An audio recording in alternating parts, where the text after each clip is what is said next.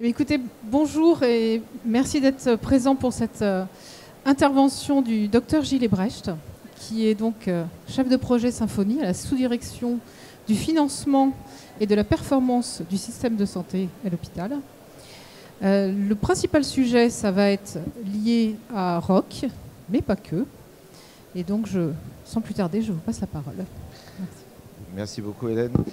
Je suis très content d'être ici aujourd'hui pour revoir avec vous les fondamentaux de ROC et pour expliquer où nous en sommes aujourd'hui et surtout où nous avons envie d'aller conjointement, ministère, complémentaire santé, établissement de santé et évidemment les éditeurs. Donc peut-être pour commencer un rapide récapitulatif temporel de ce qui s'est passé. Les premières expérimentations ont été lancées de fait en 2018 avec les premiers établissements qui sont passés en production en 2020. La généralisation a commencé en 2021 et fin 2024.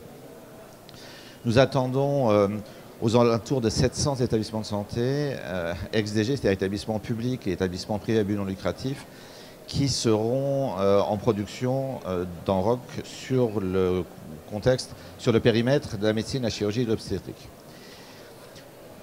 En parallèle, en 2024, nous avons lancé, et en particulier avec Intersystem, l'extension de ROC aux autres activités, la psychiatrie, le SMR et l'hospitalisation à domicile.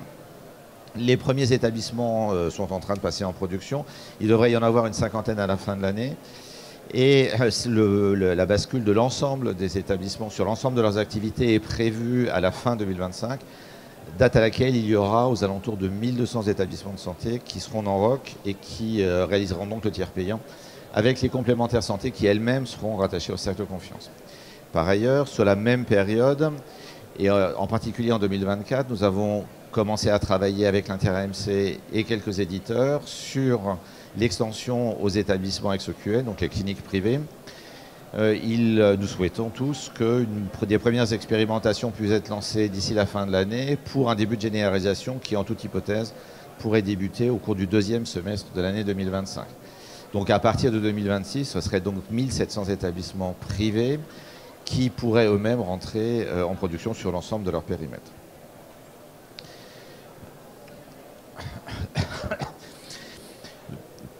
Quelques chiffres peut-être plus précis. Aujourd'hui, à date, il y a 395 établissements qui utilisent ROC. De ces 395, il y en a 12 qui ont complètement terminé leur déploiement, soit qu'il n'ait pas d'activité autre que de MCO, soit qu'ils soient déjà passés en V2. Il y en a 141 complémentaires qui sont dans le cercle de confiance, 242 qui sont en production sur surveillance et 251 établissements qui sont en train de se préparer à se raccrocher au dispositif. Si on regarde la dynamique de déploiement, nous envisageons à la fin du deuxième trimestre de cette année 2024 aux alentours de 450 établissements en production, aux alentours de 650 à la fin de l'année. Sur la partie MCO, celle qui est en bleu foncé. Et comme vous le voyez, la montée en charge sur les activités complémentaires psychiatrie, SMR, HAD vont aussi monter en puissance pour qu'à la fin de l'année 2025, la quasi-totalité des établissements soient passés en production. Il devrait y avoir à ce moment-là plus de 90% des établissements qui seraient déployés ou qui seront déployés. En ce qui concerne les complémentaires, évidemment, il ne peut pas y avoir de ROC sans complémentaires. Actuellement, il y a 76 organismes complémentaires qui sont en production, dont un qui a aussi obtenu la certification sur l'ensemble du périmètre, y compris la psychiatrie, le SMR et l'hospitalisation à domicile. Il y en a 48 qui sont sur le périmètre MCO uniquement. Il y en a 27 qui sont en production sous surveillance et 8 qui sont en attente de raccordement pour une première phase de production sur surveillance. Donc ce qu'on peut dire au vu de l'ensemble de ces chiffres, c'est que en ce qui concerne les établissements ex-DG, nous sommes déjà passés de l'autre côté, ou nous sommes quasiment passés de l'autre côté du gué, et de fait, pour nous, en tout cas l'organisation qui sera une organisation de déploiement s'arrêtera au plus tard à la fin de l'année prochaine.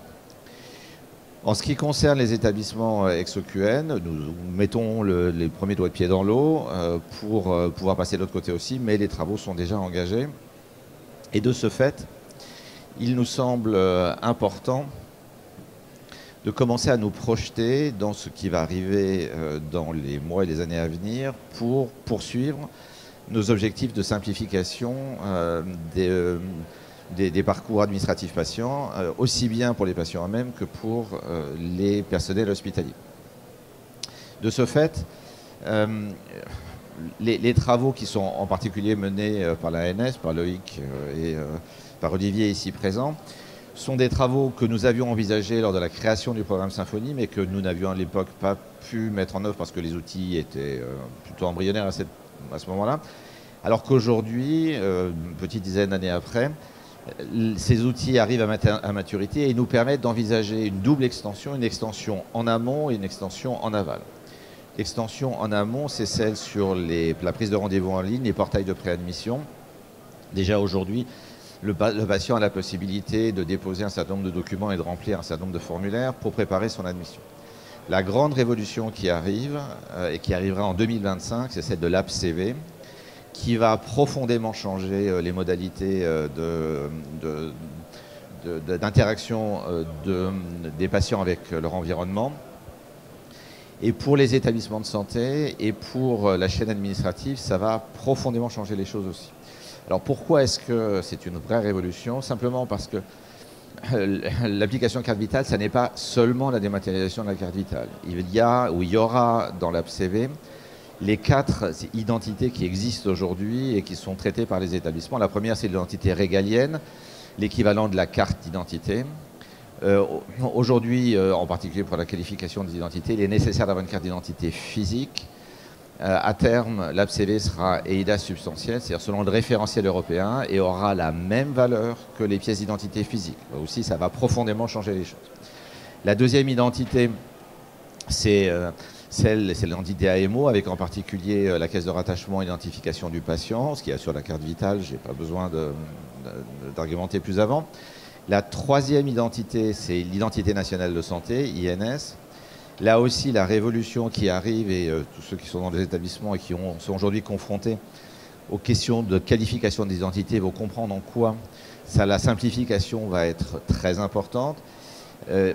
L'AppCV va être capable d'envoyer dans les systèmes d'information des hôpitaux une identité qualifiée, c'est-à-dire que l'identité qui sera créée à distance aura la même valeur que celle qui est aujourd'hui créée en face à face avec le patient, ce qui va avoir des impacts sur les chaînes administratives dans les processus de patients présents dans les hôpitaux, mais surtout va permettre de faire ce qui était impossible aujourd'hui, une qualification de patients qui ne mettent jamais les pieds à l'hôpital. On peut penser aux téléconsultations, à la téléexpertise, voire un certain nombre d'examens complémentaires qui nécessitent une identification.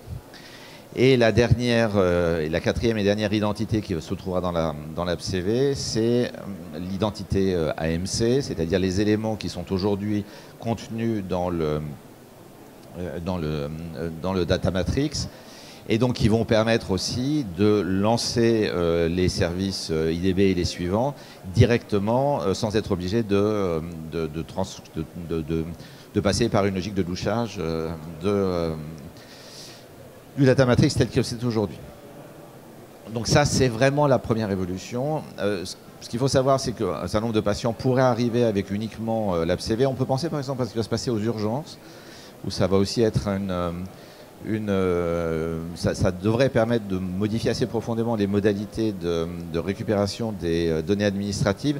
Si les patients arrivant aux urgences peuvent ne pas avoir de carte vitale, la probabilité pour qu'ils n'aient pas de téléphone, elle est très très faible. Donc s'ils ont l'AppCV sur le téléphone, là aussi ça va permettre de raccourcir les délais de prise de données administratives, des différentes données administratives. Par ailleurs, l'AppCV, donc sur place à l'établissement, bénéficiera de 2 types d'interfaces. Une première interface qui est la même que celle de ROC aujourd'hui, c'est-à-dire un data matrix qui sera douchable. Alors, il faut faire attention, il y a beaucoup de données, donc les data matrix sont très denses. Donc il faut faire attention, il faut se poser la question, en particulier quand on n'en a pas ou quand on veut renouveler son parc sur les douchettes, Aujourd'hui, dans un benchmark qu'a fait l'Inter-AMC avec un certain nombre d'établissements expérimentateurs, il n'y a qu'un seul type de douchette qui ne fonctionne pas. Donc la probabilité pour que celles que vous avez chez vous ne soient pas les bonnes est très très faible. Et par ailleurs, il y aura aussi une possibilité, mais facultative, de passer par NFC pour en récupérer les données. Donc première extension extrêmement importante en termes de simplification, c'est ce qui se passe en amont. Deuxième type d'extension qui nous paraissent très très importante aussi, au bénéfice des patients et des établissements de santé, c'est ce qui se passe en aval et en particulier au moment du retour à domicile. Pour les complémentaires santé, un des éléments vraiment révolutionnaires, là encore, de ROC, c'est le fait d'être informé en temps réel du parcours du patient. Ils sont informés par un IDB lors de la préadmission, lors de l'arrivée à l'hôpital et donc de l'entrée et avec une durée prévisionnelle de séjour, au moment de la sortie, et en particulier avec l'information que le patient est sorti en vie. Et pourquoi c'est important de savoir que le patient est sorti en vie? Parce qu'il y a de plus en plus de complémentaires santé qui développent leur contrat en proposant des prestations qui sont des prestations complémentaires à celles de la prise en charge de tiers payants. Nous avions sur le stand du ministère mardi dernier une table ronde avec l'Inter-AMC, avec Malakoff Humanis, qui propose déjà aujourd'hui à ses clients des prestations complémentaires à domicile, à la fois pendant l'hospitalisation, quand il y a des enfants, quand il y a des animaux de compagnie, etc., mais surtout sur le retour à domicile. Ce qui est important pour le patient, puisqu'avec la diminution de la durée de séjour, les patients sont de moins en moins autonomes, et donc le fait de retourner à domicile avec une aide et une coordination des différentes aides, c'est un élément important. Donc c'est pour le patient, mais c'est aussi très intéressant pour les établissements, puisque à un moment où le nombre de lits est rare, le fait de pouvoir faire retourner chez eux les patients qui peuvent sortir sans être obligés de les garder dans les lits, faute d'avoir une coordination de retour à domicile, c'est un élément qui est un élément important. Donc de ce fait, nous allons lancer avec, dans un premier temps, Malakoff Humanis, mais à terme, l'ensemble des autres complémentaires qui seront intéressés, des chantiers qui visent à mettre à la disposition des établissements et des professionnels dans les établissements un certain nombre d'informations sur des modalités qui sont des modalités complémentaires au tiers payant. Peut-être quelques éléments complémentaires dans ce cadre-là. Ce que montre cette frise que j'ai empruntée à Loïc, que je remercie de me l'avoir prêtée, ce que reflète cette frise aussi c'est que finalement le thème qui est très largement porté par le ministère maintenant depuis de nombreuses années, qui est celui du parcours, il faut l'envisager vraiment dans sa totalité, c'est-à-dire à la fois avant l'hospitalisation, après l'hospitalisation, mais aussi pendant l'hospitalisation. Il y a un autre sujet qui passe sur cette diapositive, mais qui monte en puissance, qui est celui du ROR, le répertoire opérationnel des ressources, et en particulier l'information sur la gestion des lits, mais aussi l'information sur l'offre hospitalière. Sur la gestion des lits, pour pouvoir avoir des données qui soient des données pertinentes pour l'État, au niveau de l'État, au niveau des ARS, il faut qu'elles soient pertinentes, il faut qu'elles soient envoyées de manière automatique au ROR. Donc ça, c'est un appel aux éditeurs pour qu'ils fassent les interfaces avec le ROR national. Mais aussi, ça demande qu'il y ait dans les établissements une vraie responsabilité sur la pertinence de la localisation des patients et sur la gestion de leur parcours. Donc en d'autres termes, c'est intéressant d'avoir des possibilités de retour à domicile, mais s'il n'y a pas des gestionnaires de parcours patient à l'hôpital, eh bien, ça ne se mettra pas en place. Et donc, sur ces différents outils qui vont arriver, il y a aussi la nécessité de les envisager, comme toujours, dans une logique de révision des organisations, avec des nouvelles modalités de prise en charge et de suivi des patients, jusqu'y compris dans des environnements mixtes administratifs et médicaux, pour pouvoir finalement faire bénéficier l'ensemble de l'écosystème, que ce soit les établissements, que ce soit les patients, de l'ensemble des avancées de la technologie. Donc ça, c'est une première chose. Deuxièmement, j'ai aussi depuis très peu, mais probablement pour un certain temps, la responsabilité de la mise en musique d'une des mesures du Ségur de la santé, qui est ce qu'il est convenu d'appeler la simplification administrative, et que je traduirais moi en tant que médecin en disant les médecins ne veulent plus rien faire autre que soigner. Ce qui est, à mon avis, un tout petit peu exagéré, mais bon, en tout cas en termes de position du médecin, mais c'est comme ça. Ce que je veux dire par là, c'est que du fait d'un certain nombre de perspectives, et en particulier le remplacement de la CIM 10 par la CIM 11 pour l'ensemble des éléments du codage, très clairement, toutes les activités de codification qui aujourd'hui n'étaient déjà pas réalisées par les médecins ne seront pas réalisées demain. Ce qui veut dire que dans un environnement, de toute façon, le nombre de données à produire va aller en augmentant. L'annonce du président de la République il y a 2 ans sur la fin de la tarification d'activité et la réforme du financement des hôpitaux que vous avez vu voter, non d'ailleurs pas voter, adopter sans vote lors du PLFSS, montre qu'il va y avoir le développement de dotations sur objectifs de santé publique, éventuellement régionalisés, et pour ce faire, il est évident qu'il va y avoir la nécessité de recueillir de nouvelles données, à la fois pour pouvoir faire le parangonnage, mais aussi pour pouvoir le suivre. Ce qui veut dire que plus de données à produire, des effectifs dans les départements d'information médicale qui ne vont pas augmenter de manière sensible, pour être très soft, des professionnels de santé qui ne feront pas plus demain qu'aujourd'hui des activités de codage. Ça veut dire aussi qu'il faut qu'on commence à réfléchir collectivement aujourd'hui, établissements sur les organisations, éditeurs sur les offres logicielles et nous au ministère sur la manière de l'accompagner, sur comment utiliser les outils d'aujourd'hui et de demain, les outils d'aujourd'hui, l'urbanisation des systèmes d'information, les échanges automatiques de données et les outils d'aujourd'hui et de demain sur l'intelligence artificielle, pour utiliser ce qui existe déjà dans les dossiers patients informatisés, mais aussi pour augmenter la qualité de ce qu'il y a dedans. On peut penser par exemple à des interfaces de type vocal entre un suivi de visite le matin sur un dictaphone avec une intégration automatique dans les DPI, mais aussi la génération de synthèse dans les DPI et, in fine, très probablement le développement de l'intelligence artificielle pour le codage automatique, aujourd'hui dans le cadre du PMSI et au-delà dans le cadre d'un PMSI étendu.